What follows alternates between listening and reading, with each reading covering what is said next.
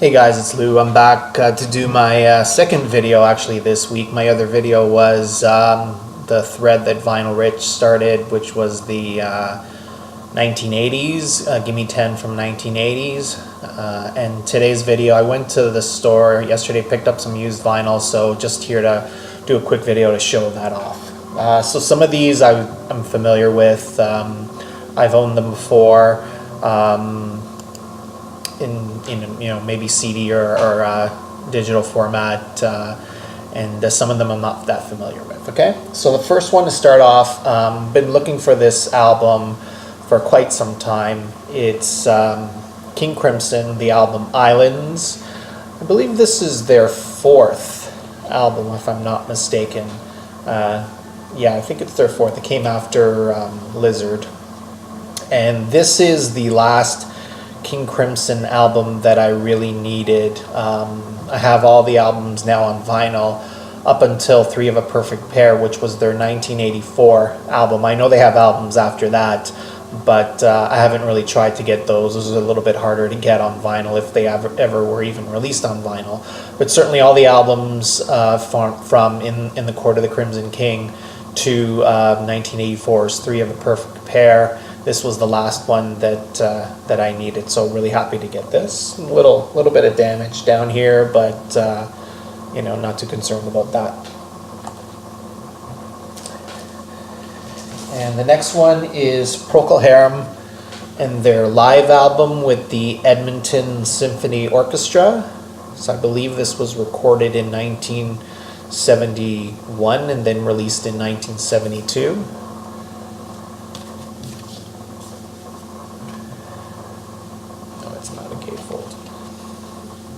And I guess the big hit off of this was Conquistador, which was from their first self-titled album, but I guess it became a big hit once it was released in this particular version with the Edmonton Symphony Orchestra.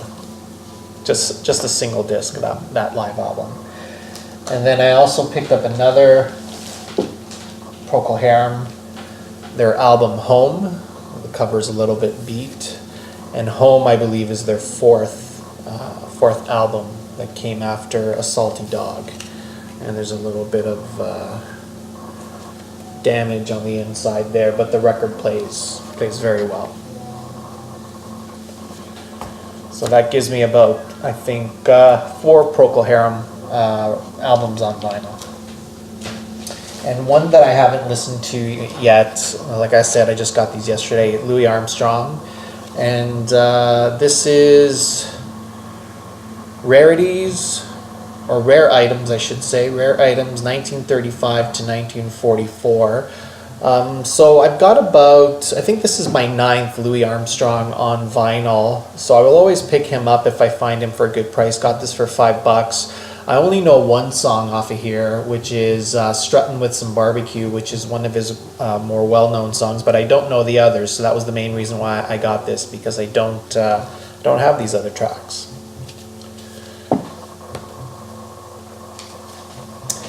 And then my second album by this band, Paul Revere and the Raiders, and this is their album Revolution, which is from 1967.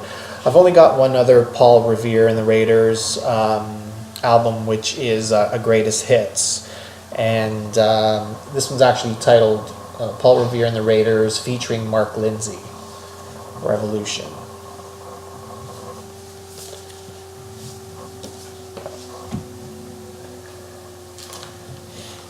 And then I picked this one up, still sealed. I've had this on CD for years. It's Peter Tosh, Wanted, Dread, and Alive. A bit of a promotional hole there. This album, not sure what year this is from. This is probably late 70s would be my guess. I don't see the year. No, actually this is from 1981. But anytime I can find some Peter Tosh, I will pick it up.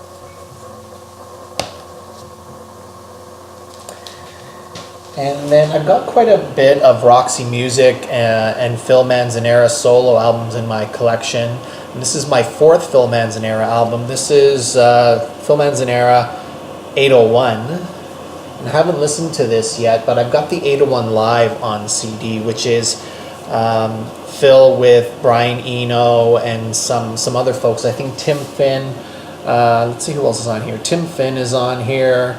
Mel Collins from King Crimson is on here. We got Godley and Cream from 10cc. Eddie Rayner, who was from Split Enz. So there's quite a few people on here, so I'm looking forward to spinning this. I really like Phil Manzanera's solo stuff. And then a couple of albums that I've passed over. I've got quite a few albums from Genesis in my collection, and one album that I've passed over many times, and I found a decent copy yesterday, which sometimes you see beat up because of the white cover, is Duke, their album from 1980. So this is the album with the hit songs Turn It On Again and Misunderstanding. This was recently shown, I guess, by Bill at Vinyl Verse as part of the 1980s, his top 1980s albums, or his top albums from 1980, I should say. So Duke. And the other Genesis that I got yesterday that I've been also looking to get for quite some time is Wind and Wuthering, which is from 1976. The second album actually Genesis put out in 1976. And this is the album that followed Trick of the Tail, the second album that they made without Peter Gabriel, Wind and Wuthering. And this is the last album, I believe, with guitarist Steve Hackett. Quite unfamiliar with this album. The only song that I really knew off of here is Afterglow. So I finally decided to pick this up. And then I've been getting quite a bit of Santana albums lately. This is Carlos Santana, his solo album, I guess, which is released under his name, Davadip, which he was given by his guru. And this is the album Oneness, Silver Dreams, and Golden Reality. So this is from 1979. Still had a lot of players in his band in the late 70s play on this. Tom Coster was still on this. Some of the guys on percussion, there were some on some of his other albums. And this is sort of a jazz fusion, mainly instrumental album. It was during a period where he was starting to go a little bit back to his earlier Latin rock sound, but not having really a lot of success as he was with his first incarnation of the Santana band. But I played this through once. I wasn't familiar with it, and I really like what I heard. It's going a little bit back to his jazz fusion albums, Caravanserai, Welcome, and Borboleta, back from the early 70s, but not as good as those albums, but still a decent pickup if you can find it for cheap. Then, speaking of jazz fusion, another album in that genre, we have Jan Ackerman Live. This is from 1977. Jan Ackerman, of course, being the guitarist for the band Focus from Holland. So this is a 6-song, purely jazz fusion instrumental album.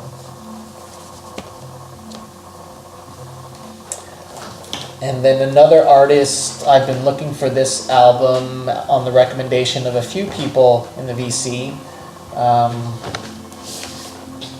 We got Todd Rundgren and his double album Todd. A little bit of a cut corner there. And funny, being a double album, this is not a gatefold from the 70s. I thought all the albums that were doubles from the 70s were definitely gatefold. This kind of thing is done today. Some companies cheap out and slip a couple of records in there. I didn't think this was done back in the 70s. But anyway, this is, I think, the last Todd Rundgren that I really need. My favorite of his albums is A Wizard or True Star, which was the album before this. And this does sound a little bit like that album. And also the other album I like a lot is Something Anything. So that trilogy of albums that started with Something Anything, A Wizard or True Star, and Todd, I think really are his probably his top 3 albums in my opinion.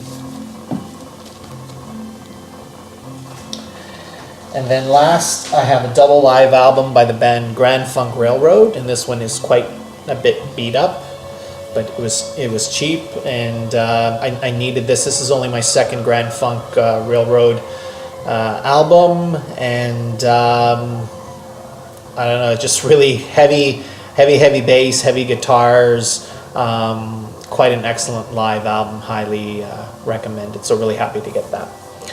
Okay guys, thanks a lot, and I'll see you later.